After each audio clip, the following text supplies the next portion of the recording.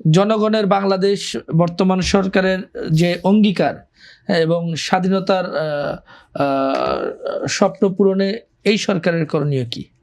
এই সরকারের তো অনেক আকাঙ্ক্ষা, স্বাধীনতার স্বপ্নটাকে আসলে নিরূপণ হয়েছে 55 বছর ধরে। এক এক সময় এক এক স্বপ্ন আমরা সামনে পেয়েছি, এক একজন এক একভাবে তার স্বপ্নকে সামনে এনেছে। যেমন উনি বললেন যে 4টে জিনিস লড়াই করতে হবে আমাদের, লুটেরার বিরুদ্ধে, তারপরে সাম্রাজ্যবাদের বিরুদ্ধে, সাম্প্রদায়িকতার বিরুদ্ধে, তারপরে যে আমলাতন্ত্রের যে জটিলতার বিরুদ্ধে, ওনার সংজ্ঞা। অন্যদিকে জামাত ইসলামের সংজ্ঞাটা তো আর এক রকম। তারা এখন এখানে বড় একটা মেজরিটি রাজনৈতিক দল। আবার আওয়ামী লীগ যারা নিষিদ্ধ রাজনৈতিক দল, তাদের স্বপ্নটা শুধু মুক্তিযুদ্ধ চেতনা কেন্দ্রিক। আবার বিএনপির স্বপ্নটা হচ্ছে যে বাংলাদেশি জাতীয়তাবাদের বিকাশ ঘটানো এবং অর্থনৈতিক মুক্তি, নানা কথা যায়। এসে হচ্ছে কথার কথা, এগুলো হচ্ছে মোড়ক। মূলত বিষয়টা হচ্ছে যে এইরকম কোনো স্বপ্ন মানুষের মধ্যে, সেই যে 71 সালে যে স্বপ্ন ছিল, সেই স্বপ্নটা আসলে ভেঙে চলে গেছে এর পরবর্তী প্রশাসনের দুর্বলতার কারণে, ব্যর্থতার কারণে।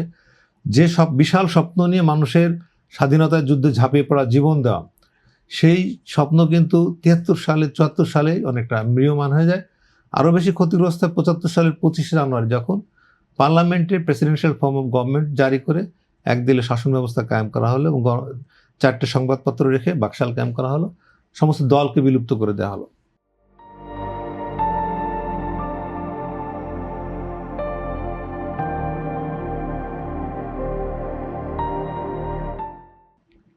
এর পরিণতিতে আমরা দেখলাম যে পরবর্তী সময়ে সামরিক শাসন আসলে 15ই আগস্টের মর্মান্তিক ঘটনা ঘটল এবং পরবর্তী সময় দেশ দীর্ঘদিন সামরিক শাসনের কবলে পড়েছিল।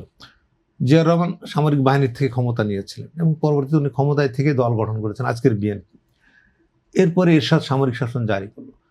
আমাদের প্রত্যাশা জন্ম নিয়েছিল যে 90 সালে আবার একটা গণতান্ত্রিক দেশ ফিরে আসবে। গণতন্ত্রের মাধ্যমে আসলে সমস্ত স্বপ্ন বাস্তবায়ন হয়। নির্বাচনের মাধ্যমে গণপ্রতিনিধি তার ক্ষমতা নেবে, জনগণের যিনি প্রতিনিধি তিনি ক্ষমতা, সেইভাবেই দেশ বদলাতে থাকবে। এবং সেটাই কিন্তু আমরা দেখলাম 90, 96, 1 এবং যদি ধরি 8 সালের নির্বাচনে এইভাবে হতে থাকলো। কিন্তু এই স্বপ্নটা ধূলিসাৎ হলো 14 সাল, 18 সাল এবং 24 সালের নির্বাচনের মাধ্যমে।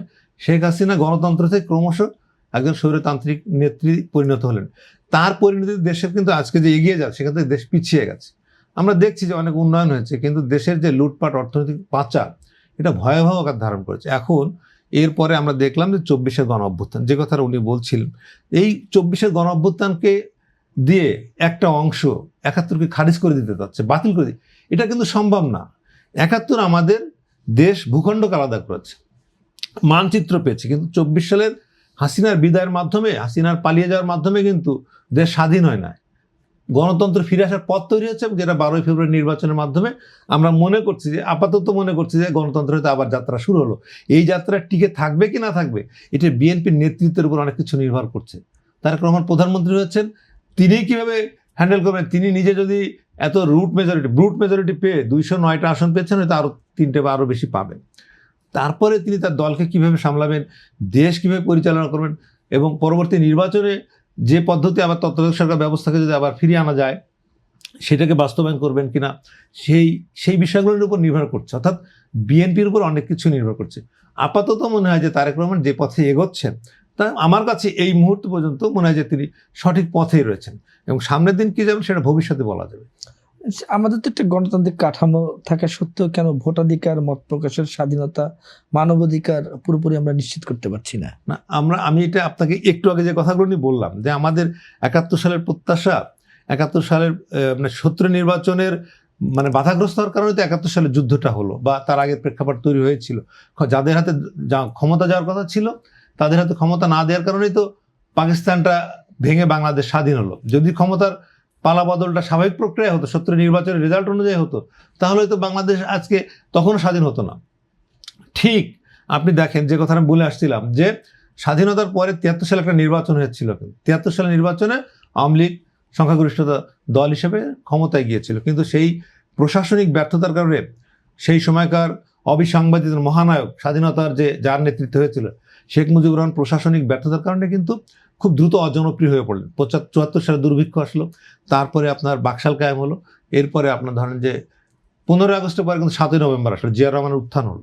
আপনার মনে আছে কিনা এই কাহিনীগুলো? সিপাহী জনতা বিপ্লবের মাধ্যমে জিয়া রহমান সামরিক শাসনের মাধ্যমে কিন্তু ক্ষমতায় এসেছেন, এসে দল গঠন করলেন।